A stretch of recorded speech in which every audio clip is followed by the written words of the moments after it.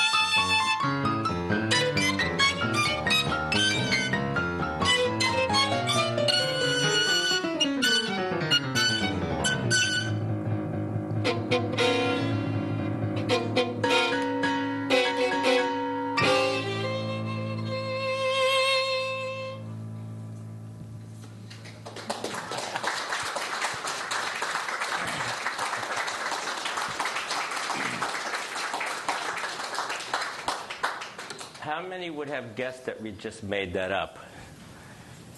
Would have guessed it. I'm not saying that you knew it already. That's cheating. But if you've been to this series already, you know that I like to make things up, but including my whole life story. But I think that all of you already know about Andy Stein, and you know that he's featured on Prairie Home Companion for years. You may not know that he has 2 CDs out under his own name, in addition to recording with a lot of other people. But you owe it to yourself to get the music he's done as a leader of his own groups. And one thing that I love about Andy, besides the fact he's a good guy and a funny guy and a smart guy and a great musician, don't get a swelled head, is that he's very flexible. He's willing to try all kinds of different things. So if you have been to any of these, and I know some of you have, I recognize faces to some of these before, you know that my idea is to get musicians that I know through my travels as a musician, and to get them in here and maybe put them in a different kind of a context, maybe something they haven't seen you do before, you know. So what Andy and I just did is to improvise something in a kind of modern classical style. And the only thing we decided beforehand, I think this is you'll agree with this, is what? What did we? We talked about a style. Okay. Which would be sort of a post-Prokofiev, not a 12-tone thing exactly. We're going to do that a little later. Yeah, we really are. But just generally atonal style. With obviously which brings me to my background on this whole thing is that I have been fascinated with the subject of stylistic analysis. What is it that makes something a particular style? Speaking of CDs that are out, I just was released on Naxos Records, an arrangement I did, an orchestration of Schubert's Death and the Maiden String Quartet. And speaking of style, I decided to orchestrate it in the style of Schubert. For full orchestra. For full orchestra. And I did it, well, for Schubert's orchestra, so it did not have triangles or contrabassoons or stuff like that. It was the period typical orchestra of Schubert. And the brass, for instance, could only play the notes that they could play in the old days without valves and stuff like that. I spent a lot of time analyzing Schubert's style so that it would sound like Schubert did the orchestration. I'm fascinated with that whole idea. I also wrote an opera with Garrison Keillor, librettist, and in that we started out, he wanted to write parody lyrics to well-known opera war horses and string them, which he does all the time, and string them together in some sort of plot. And I wonder, can we turn this mic down in the room? I know he wants me to cram it for the thing, for the broadcast, but thank you. It's better already. You know. Yeah, thanks.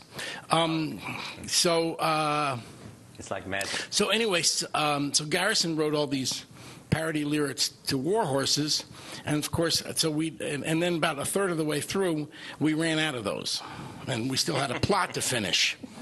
So we already were establishing parodies of Puccini and Verdi and Rossini, etc., etc. So there was kind of a contract with the audience that stylistically there would be quite a breadth of style of classical music, so that when when a lyric would come up, and it reminded me of Mozart, because, for instance, there was a lyric of "How do you know when it's over?" This lone soliloquy by a lady, the protagonist, the female lead, who has been married for 25 years, and the marriage isn't going very well. It reminded me of the Countess in Figaro, who is having trouble with her count. So I wrote this Mozart piece, and I'm very proud to say that 90% of the St. Paul Chamber Orchestra said, "What Mozart is that? What Mozart good. Opera is that from?" That's good. I attempted Puccini when the male lead, who is also married for 25 years but has a much more positive attitude towards their marriage, sort of innocent, he does sort of a reminiscence of how beautiful she was when they met, and this sort of, And so I just figured that was Puccini, and I had a much harder time. For one thing, it's a hard time when you're doing Puccini not to sound like Andrew Lloyd Webber. He actually got sued by the Puccini estate. Is that true? Yes, and he lost. I mean, he had to give him some money. That's amazing. So anyway, as I said, I'm interested in stylistic analysis, and specifically when we're improvising like this, I like to sort of set some boundaries in a style is sort of, and those boundaries in the case of the opera were quite wide, but you set up a contract with the audience, and then you really want to follow it, even if the contract is quite wide. Interesting. Because, I mean, one of the contracts tonight is we're playing only a violin and a piano, or sometimes a synthesizer. But, I mean, that's, if I all of a sudden came in with a tuba from that door, you would be shocked. You know, so that's, at least we have that. I not mind being shocked, but they would be. No, so that's the other thing. You can break the contract, or which establishes a new contract, but it will have a shocking effect, and sometimes that's what you want. Yeah. Well, I could go on for a long time with that. We're going to try a lot of different styles. If it wouldn't be too shocking, I thought we could play those two blues pieces now. Yeah, well, let's start with one. I don't know if you're supposed to say two blues or two blueses. I'm not sure the correct. Two bleeds. But one is more or less, I guess, typical of the way modern jazz musicians do a blues, and then the second one you'll tell them a little about when we get to it. So we do the F blues now? Yeah, I thought so. All right, this is just a jam session blues. So You want to go ahead for a while? about like this. 1, 2, 3, 4. Yeah. Is that about? Maybe a little slower. What's that? A little slower for this one. A little slower. We can play fast. About 2, 3, like that.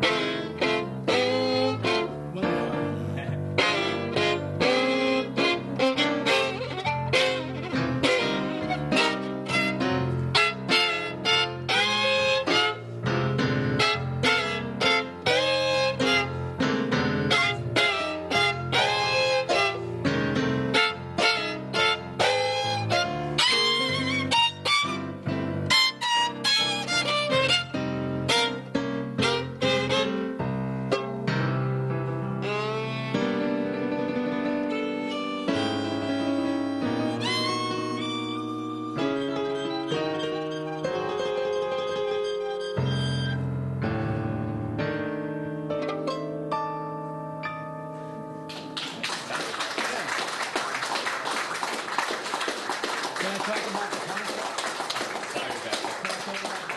Yeah, and the next tune. All right. So, what was the contract there? I broke it.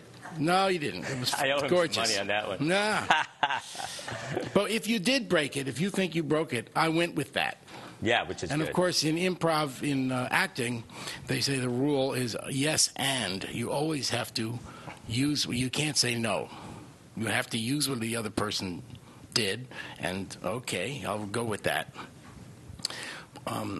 So we could describe the contract is that it was in the key of F, right, and it was a blues progression. Should I explain what that is?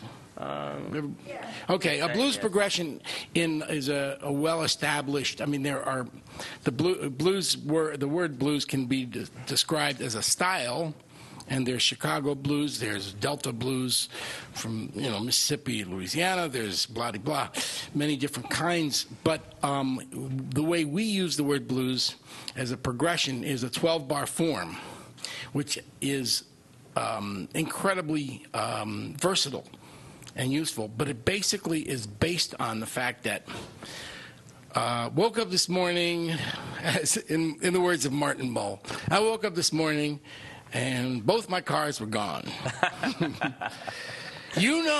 I woke up this morning and both my cars were gone. So you say it twice.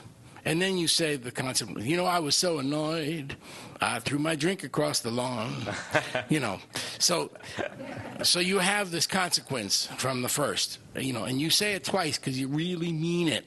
You might say it a little different. Certainly the chord progression is different. And it comes, so when you say it a second time, it's coming from a different angle. You want to play that blues progression, and I'll show you what I mean? So play just one chorus. I'll get back to that sound. That doesn't matter. Okay. So go ahead.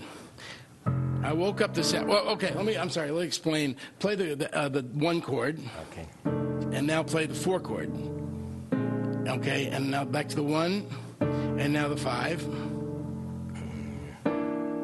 Okay. And back to the 1. So it goes. So it starts out home. It goes one place, comes back, goes someplace else, and comes back.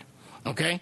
So the first place, so you first just say it on the 1 chord. Go ahead. I woke up this afternoon, and both my cars were gone, etc.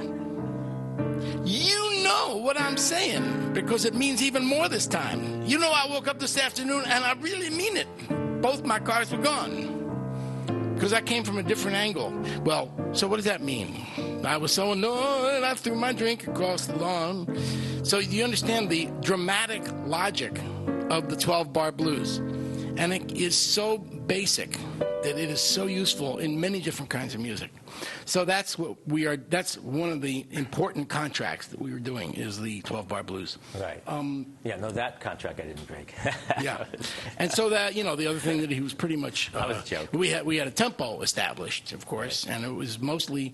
I was counting on Professor Porter here to supply the drum, the tempo, so that I could be free to go against it. And actually, his left hand supplied it so that his right hand could also be free. Anyway, that's the general idea. We're going to play another blues that was written by a wonderful jazz musician, composer, and pedagogue named Oliver Nelson.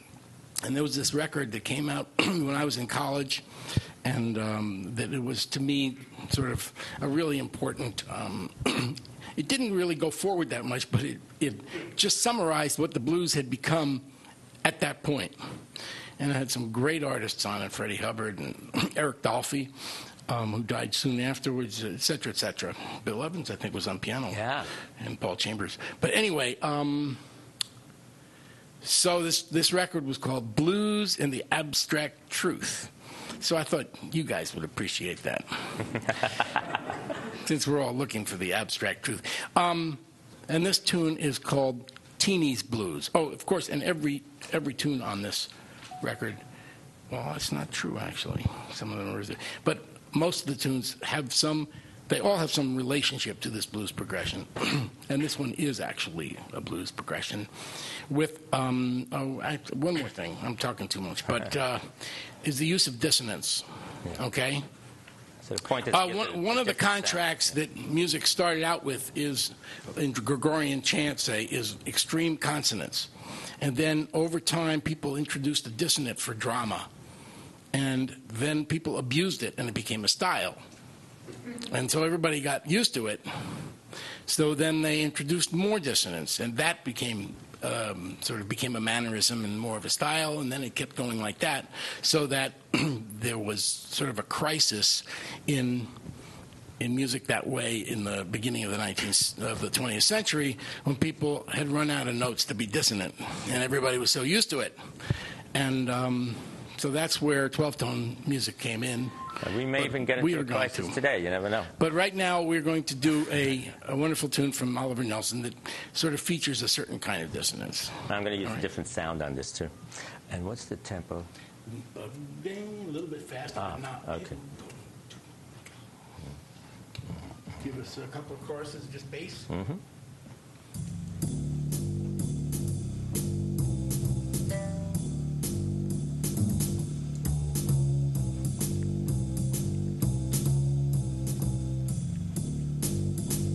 Is that too fast? No, but it's too loud for me. Okay.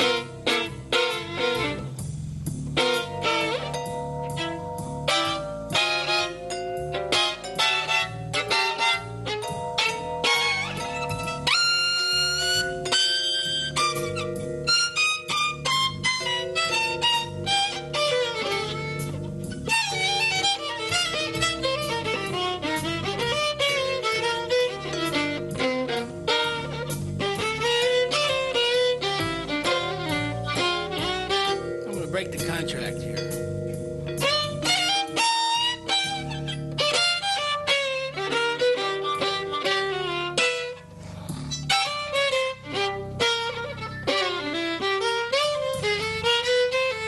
You have to break two contracts. Keep going there. Keep walking.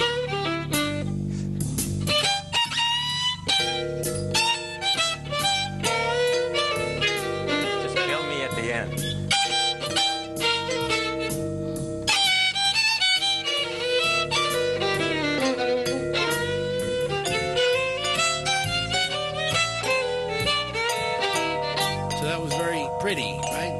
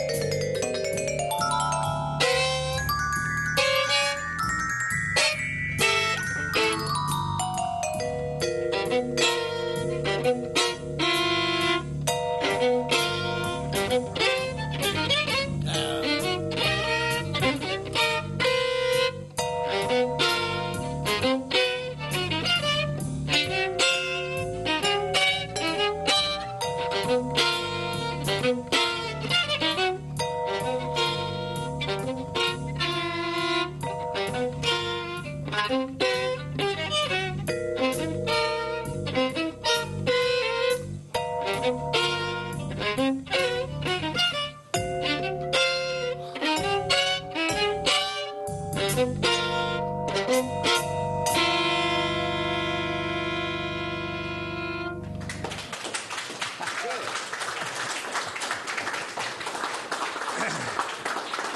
right. Okay. Come on, sit down with Okay. The contract. He's billing me at the end. He's not joking. Yeah. So the contract I was going to break was I was going to all of a sudden get pretty and play kind of more traditional blues. Oh, I see. Okay. And at that point, when I said I was going to break the contract, he didn't hear me. He said that he thought he was going to break the contract. So we ended up breaking two contracts. The contract that you broke was. Well, this is the funny thing. I thought you meant that you wanted a break in the bass line. That you wanted me to take a break. So just that's to give what him he a did. Space by himself. So I said, fine, it's a good idea. Then he said, no, it's not a good idea. So I was guilty. I didn't yes and. I thought it was fine. We had talked about maybe doing that. Yeah, no, I didn't yes and. So I thought, what was so bad about that? You know? Yep.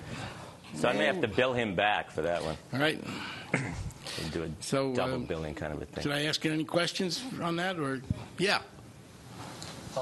If you were right-handed versus left-handed, how would it affect your playing, the instrument and the blues? What a funny question. The same thing of you too. Are you right-handed? Yeah. If you were not, if you were left-handed, would that impact on the way you play? Should I repeat the question for the record? He wanted to know whether being right-handed or left-handed affects how we play. Yeah. You want to answer? I can say something. Well, for string instruments, it could be different. Well, I only know one violinist who had the violin, rebuilt for him. And he plays it backwards, and he's a really fine violinist. But in general, actually, I know of another one historically, but there's two ways of doing it. Just putting the fiddle in the other hand, in which case the treble strings and the bass strings are reversed, and you have to really, I reach around to play on the G string on the up here, so it becomes it's a lot of work. Right. Versus. That's easy. So the higher string is easier to play on some level, and certainly when you go up. So that most people but I know one who just took a regular fiddle and put it backwards. So he was always playing up around like that. And that was Jody Holler, who played in Bob Wills's Texas Playboys. Right? Yeah, one of the hotter fiddles in Western swing. Anyway. Other than that, our right hands and left hand functions are the same no matter what you do. As far as you end up training so much in these traditional roles that I don't know anybody who has a problem with the traditional specialization of right-handed and left-handed. Do you know anybody, Louis, that has a backwards keyboard? No, because the thing is, you're supposed to be working at being ambidextrous anyway. But I don't know. I never met a piano player that said I'm left-handed and I have, gives them a difficulty or her a difficulty. I never ran into that. It's an interesting question. I have a major problem playing the piano because of the independence of the two. You can play sort of. I can only think of one thing at a time, sort of. Like the bass line and the chords. Yeah, or the way Bach writes, Count Pommeli. Yeah, that's right. That's right. It's exactly. She did not change the stringing of her guitar. She just turned it over. Oh, I see. So that when we hear finger picking like. Boom, bing, boom, bing, boom, ding. Freight train. You do that with the upper fingers. She did it with her last three fingers, That's with her funny. pinky, and I saw her at Who's Town that Hall. that you're talking about? Elizabeth Cotton. Oh, okay. She was a nanny for Pete Seeger, right? Oh, okay. And one more question. Did you ever try walking treble and playing the A friend of mine, That was the other thing. Ethan Iverson, is a buddy of mine. He plays. He's in the trio, the Bad Plus. He likes to do things like that as a kind of an exercise, and he recommended it to me. Sometimes I try it, but not that I would do it in public. Plus, it sounds funny. I took a jazz quartet to New Zealand, and the sun sets, from upper right to lower left, and they drive on the wrong side of the road. And everything was so upside down, we decided to do just that in our first number. Oh, really? Yeah. But there are some rules of acoustics that cause the bass to be bass. I mean, the fact that higher notes are not consonants versus dissonants in the resonant frequency of the multiples of demonstration. What is known as the natural scale.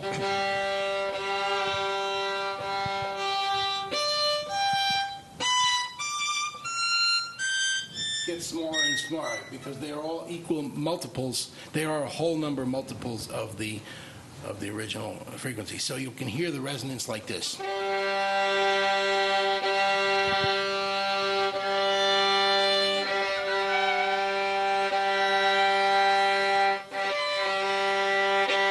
I could do the same demonstration by going.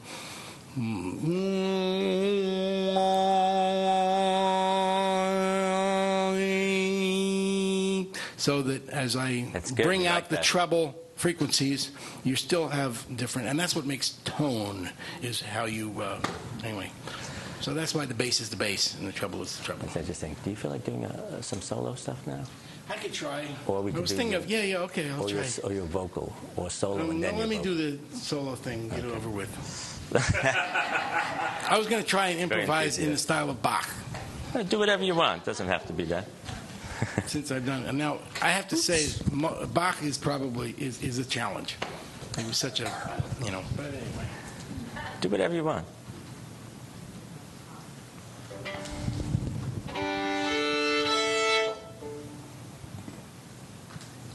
It'll be a slow piece.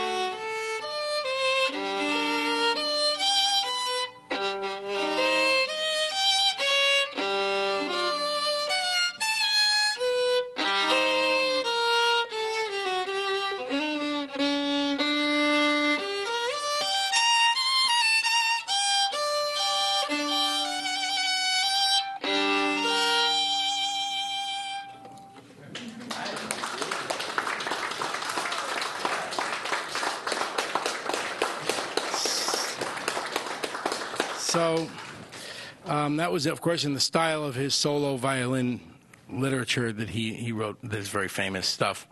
And I did make some mistakes, as you could obviously tell, but hey, we try harder.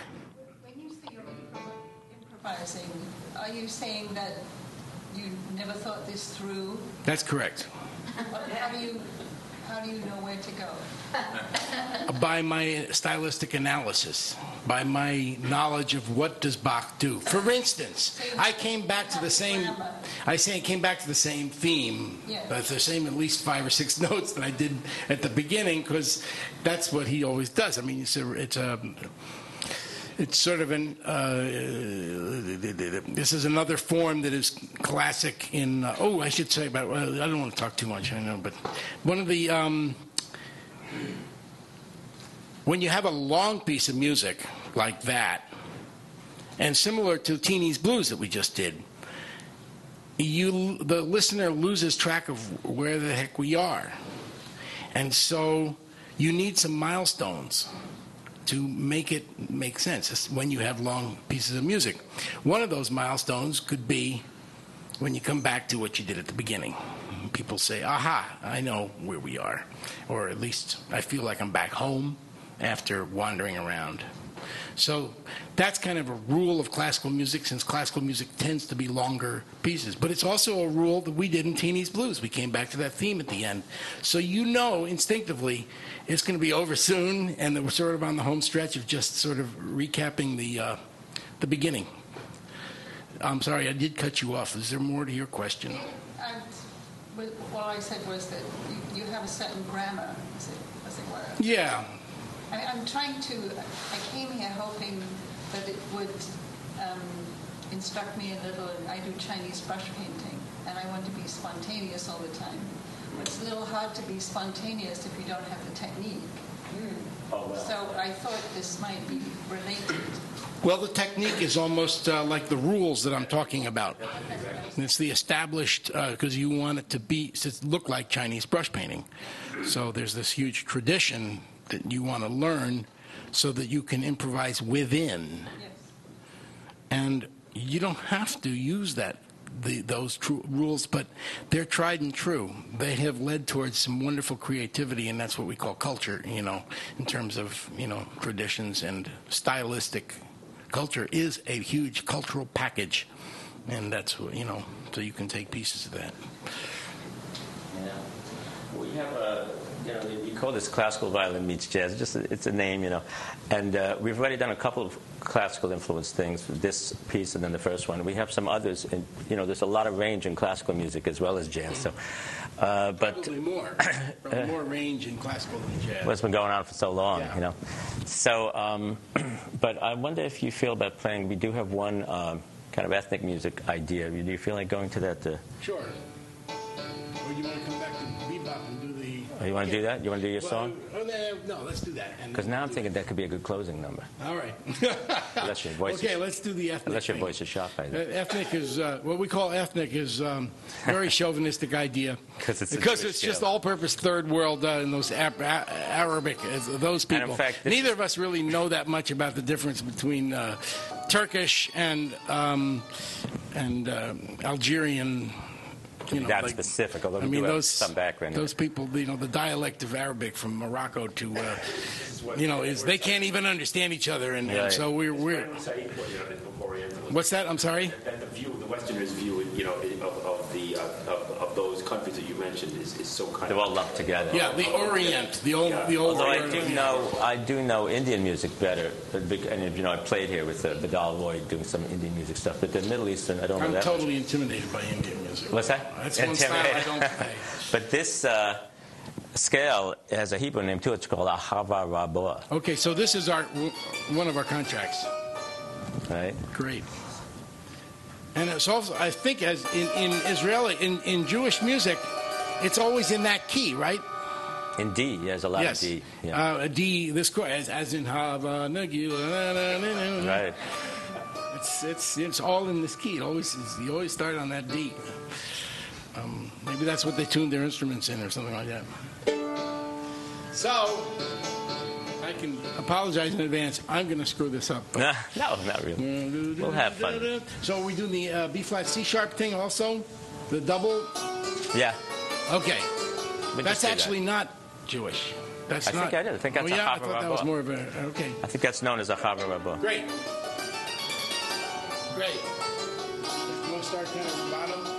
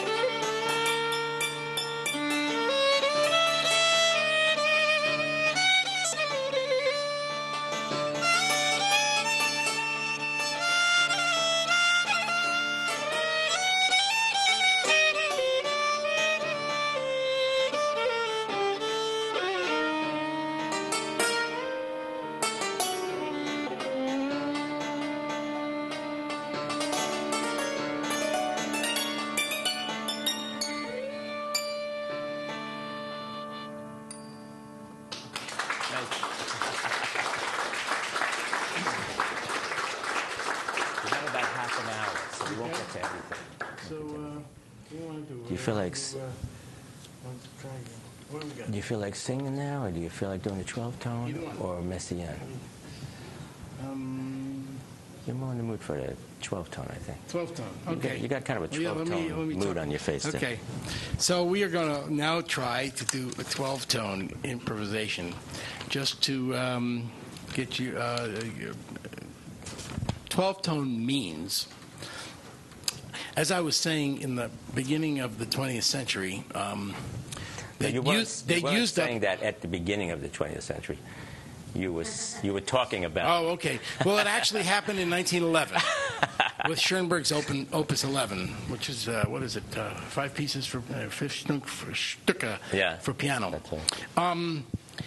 After the final, at that point they were looking for the next step, and Schoenberg says, "Well, let's set up a rule where you cannot play." There's 12 notes in the chromatic scale, right?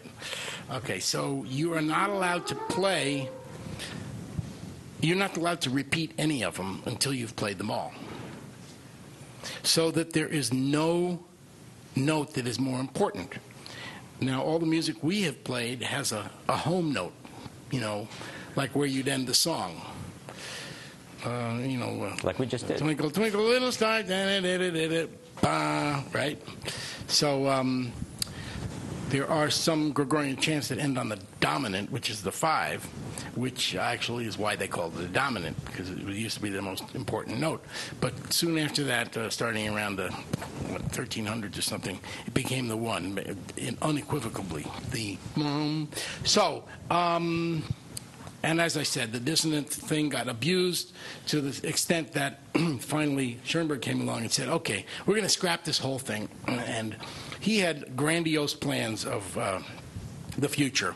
Actually, he was he from Vienna or? I think so. Yeah. It's very interesting. It sort of has, I think, a little bit to do with not the philosophy, but the grandioseness of Hitler and many other philosophies that came from that point. There was, we're going to start history over again. We're going to set up, and so he really had that vision, and he had many very famous, in my opinion, better composer students than himself, in that they had more heart.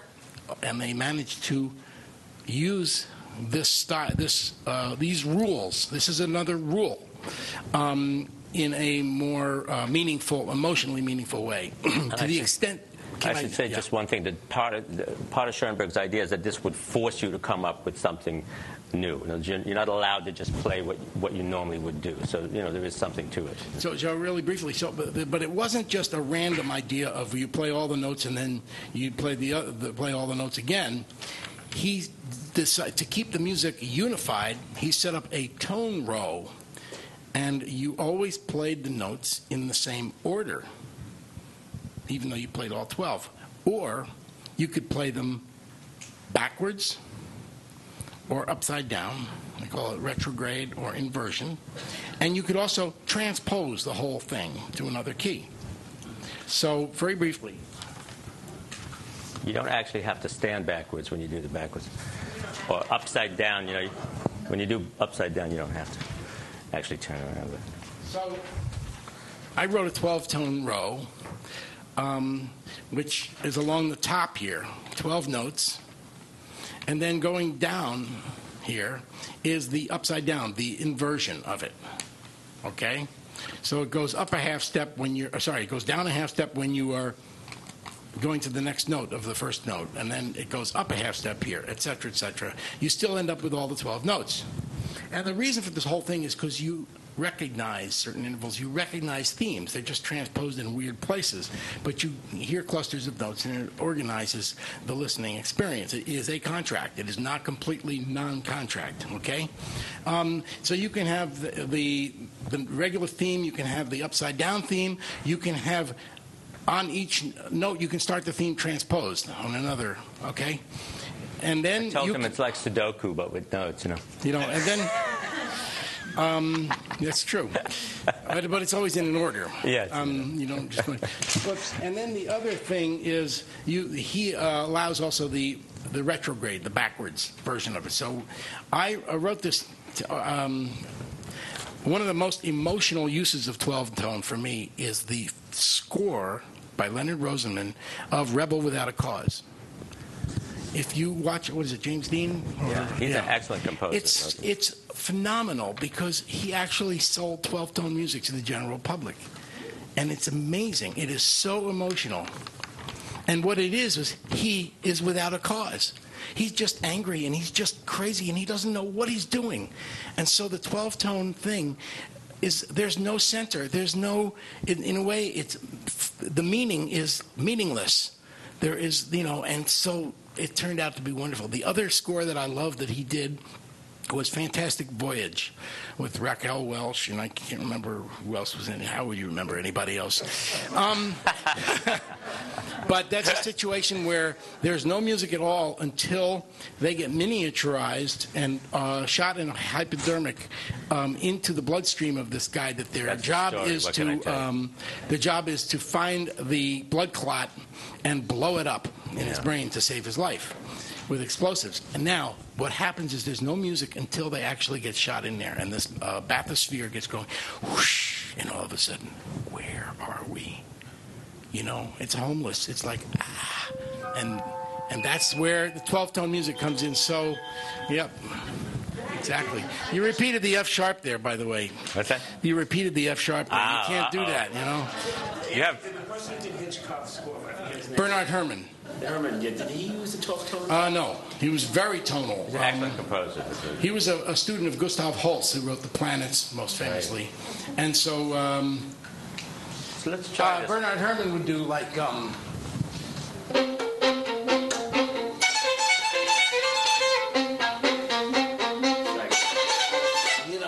He's modern, but not but atonal. it was definitely tonal in some way. And the suspense came from, Anyway, I wrote that after I heard these Leonard Rosenman scores, I was writing a film score for a National Lampoon movie. And it was a takeoff on all these things. And there's one place where a lady goes in with her 3-year-old boy to shop for a plant in a plant store. And the boy gets lost in the jungle of these plants. And I thought, I'll try this the way those guys got lost in the thing. So I ended up writing this tone row and going through the rules. And when I recorded in New York with a full orchestra of freelance musicians who also do Bernard Herrmann scores and all the big names, the musicians told me that was their favorite piece. That's good. So it was interesting. It was not as cliche as the rest. They like something that's a little different. A little yeah. Well, it was unified in that way. Anyway. Right. So let's try this.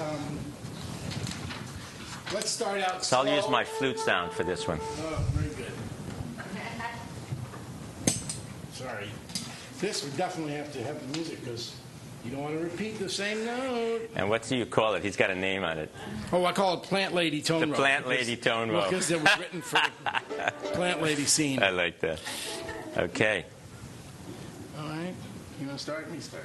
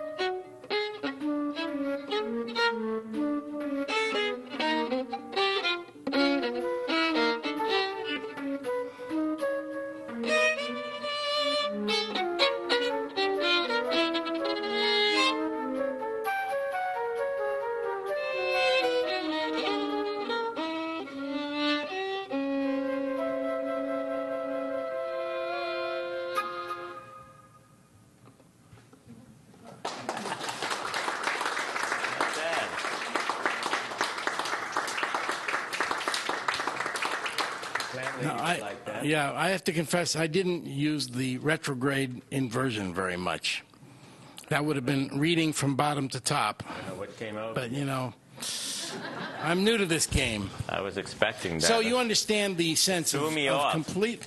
And I can't believe he's not playing upside down. What the hell? Can we What just the- try the same thing without... We're only playing right side up today? What the... Can we just try the same thing without a crib sheet? Oh, really? And you'll I mean, notice... the same style. And you'll notice some notes will appear more important than others, whether we like it or not, Right. because it doesn't have that rule. Maybe that's in their mind. Maybe that's not our fault. No, it'll be... Okay. Let's try. Let's try.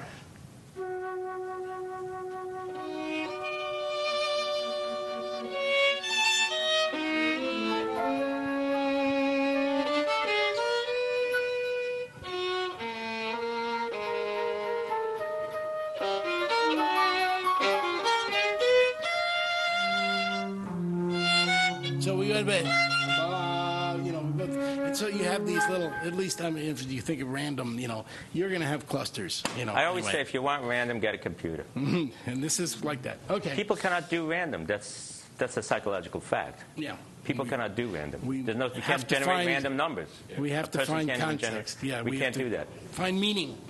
We're addicted to meaning. Yes. Okay. So we've got. I thought maybe I would do my solo piece now. Please. I'll keep it. I know you're busy. I'll keep it short. That's a brilliant line you said. If you want random, you said random, get a computer. We're addicted to God. We're addicted, Keep that in we're mind. Addicted to meaning. Yeah, you said it. We're addicted to meaning. It's beautiful. There's a sound on the Yamaha synthesizers that they call ping pong because it bounces. And what I do is I have a piece that I do using that. So I just call the piece ping pong.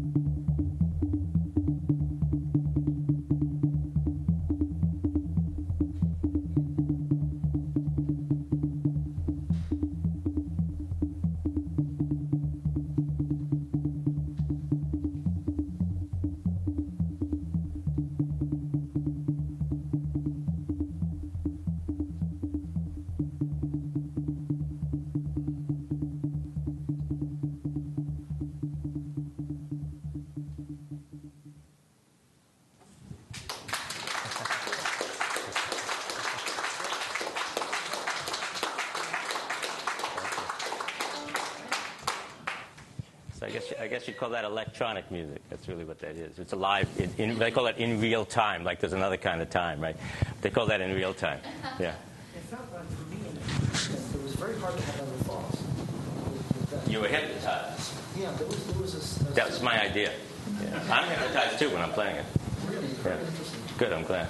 Because I like that. That's exactly my idea, is that you should be hypnotized. Because you can follow the sequence of events. I try to do it in such a way that you talk about musical structure and stuff, that you can hear the structure happening. You can follow the sequence of events, and then that kind of draws you in. That's my idea. So, And of glad course, you like it. there's a local contract, which is that kind of rhythm that's set up. Yeah, I'm doing it all over a beat, which wouldn't have to be done that way. So Yeah. that, if you'd I stop understand. that. By the way, I didn't tell you, at the end he plans to take out a contract on me, but I'm going to flee as quickly as possible. So see if I can foil Your his kneecaps. I'm going to try and foil his plot, But we've got about 15 minutes, and of the choices we've got, I would say skip Cherokee and just do rhythm changes and the Messiaen piece. Oh yeah, let's do the Messiaen piece. Messiaen piece and then end with your vocal. Yeah. He's got a song for you at the end. It's medical. It's very philosophical. Philosophical, Yes. I guess it's a better word. Yeah. Okay, but Spiritual. anyway, It's spiritual. Yes. It's really what it is. So Louis wrote a wonderful piece in the style of. This is Messiaen. Also modern classical. Olivier Messiaen, French composer. He's really a composer's composer. I mean, I see some of you nodding your heads, but among composers, he had a tremendous impact and is absolutely mind-boggling, brilliant, and very spiritual and profound. And Can I say also he was atonal in a very heartfelt way that was not the 12 tones. he had his own kind of structure. And what I did, I just listened to a lot of his music, and then I got inspired on my first CD, which was recorded in 2000. I got inspired to do a piece dedicated to him. It kind of uses his language. He's going to be reading the part at the beginning, and then we'll improvise after that. Oh, we are going to improvise. Yeah, why not? Well, you're more familiar. I'll try. Okay. Yeah. Just kind of keep that kind of thing going. You need an A? Well, that excuse is gone. Okay. But what I do is I put a rhythm to it, because that's my thing. But the written part is what I hear as being in his style. So this is So also. we'll play it through, and then we'll improvise for a while, And then at the end we'll bring it back. I'll look to you to nod. Yeah, whenever I hear you bringing it back is another way to do it. Okay. But if you get sick of it, just bring it back. But so this is another example of how we're bringing the classical thing in. When people think in the title, when we said classical meets jazz, people think Bach, Mozart, but there's a lot of classical music out there. And I happen to love 20th century, so that's what I'm bringing in: is the electronic ping pong and this Messiaen piece. And he brought in the 12 tones, so this brings in a lot of modern classical. Okay. So, not too fast. 1, 2, 3, 4. And I'll set a groove for a minute first. Did you say? Okay.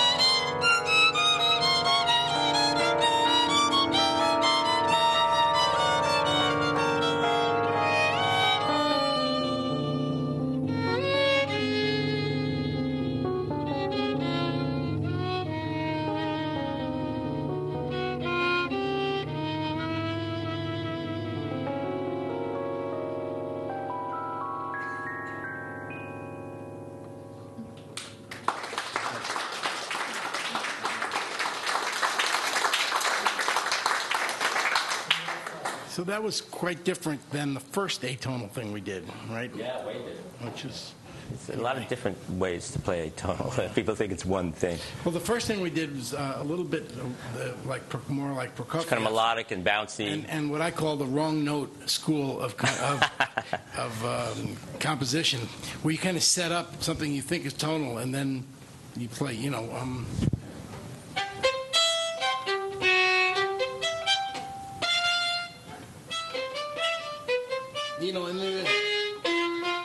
you just put in a little jab of, and that was part of that era. Okay. Yeah.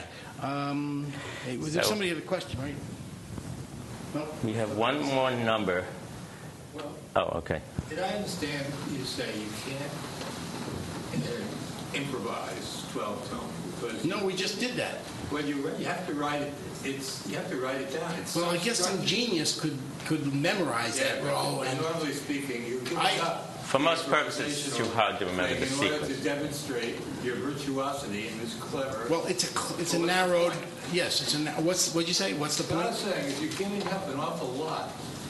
I mean, what's the point of the 12-tone system if it restricts you so much? If it restricts you from being improvisational, from being Well, really... it wasn't intended for improvisation. That's I what. understand. So you're giving up that, plus melody, plus harmony? No, we had melody. Well, okay. Because there were It's not your intervals.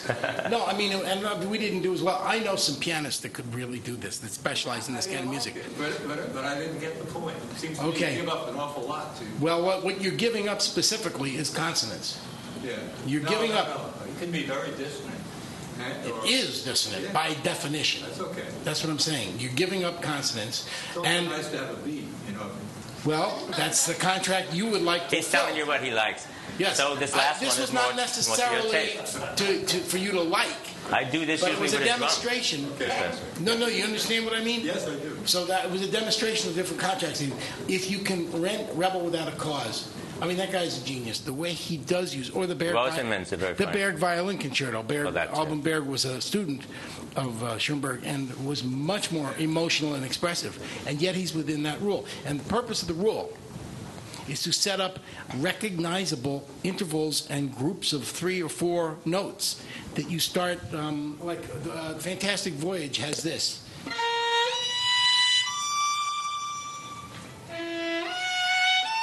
You had that because those are the first 3 notes, and and it actually the way the row is written, it has these recognizable motifs, and yet it's homeless. And in that case, it was very appropriate and created an emotional effect that he wanted to do. Well, that's a point. So sometimes it depends on the context. Maybe sometimes that's what you need. So we've got a fun tune to end up with. What can you tell them about this? This is very spiritual and philosophical. my specialty actually is early jazz. A guy named Joe Venuti, who was considered the first jazz violinist. He even came by. Stefan Grappelli heard his records. That's true. Learned how to, But so my taste, I also play in a 20s and 30s band on Monday nights, which you're welcome to come down. There's a lot of dancing and Where stuff. is it? It's called Vince Giordano's Nighthawks, and we do a lot of the original arrangements. Vince Giordano is But where Nighthawks. do you play on Mondays? And we play in the basement of the Edison Hotel on 46th Street. It's called Sophia's Restaurant, and we go down underneath. It's called the Club Cachet. And they do Tony and Tina's wedding on the rest of the week, but we get the stage on Monday nights, and it's really fun. I'm not going to be there Monday night, unfortunately. This Monday I had to send in a sub, but it's an Sometimes you're out of 11-piece town. band, so they're going to have some. But we have a nice labor pool who understands this genre, and so that's what I love to do. And I have 2 records out. You can go to Andy Stein Music if you want to. .com, if you want. There's also LewisPorter.com. All right, there you go, LewisPorter.com. So, Don't forget. So with that in mind, with that philosophy, I had certain negative feelings I wish to express about the jazz that came after that, which is sometimes known as bebop. And so I heard, yet I do respect, I play saxophone also, and one of my favorite saxophonists for actually learning how to do this stuff is a guy named Sonny Stitt. And Right. so he wrote this tune called Blazin', which is we have to talk about rhythm section, rhythm changes for a minute. No, it's like the blues in terms of that it's a standard format. It's an AABA format. It's different, and it's the same changes as I got rhythm. And so he wrote this tune called Blazin'. So I wrote a bebop tune called Blozin', which is my comment on bebop. Okay.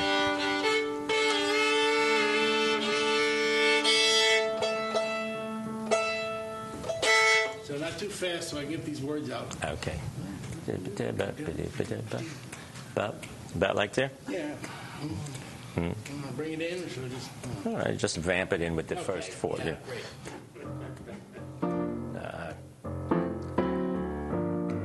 About there? That's great. I'll play my voice.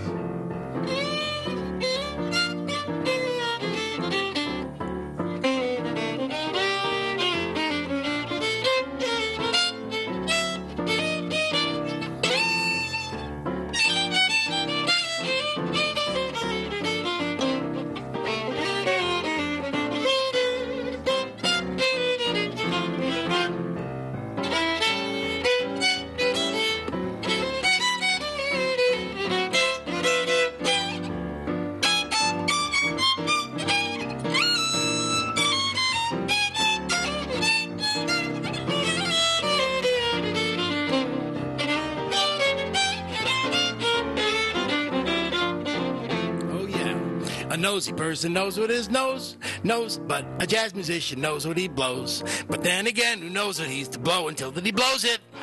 Like blowing his nose.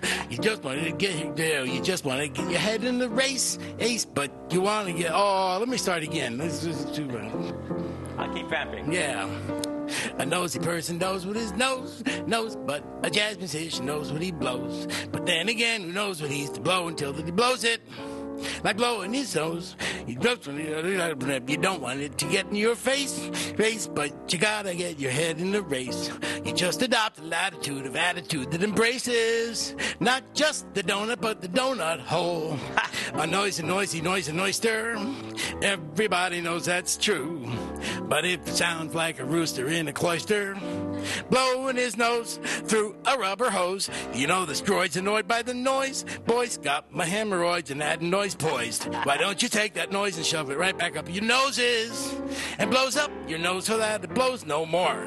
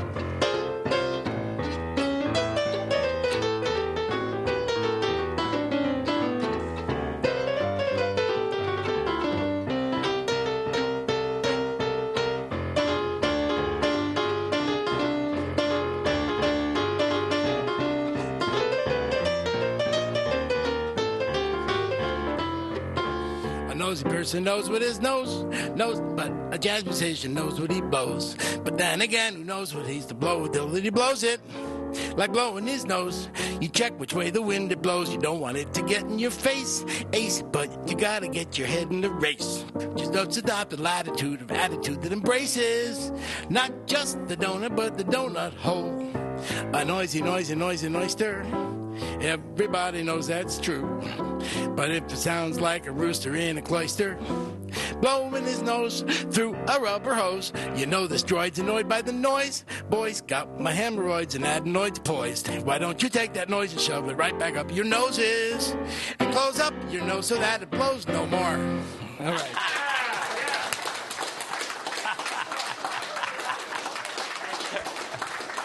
Andy Stein.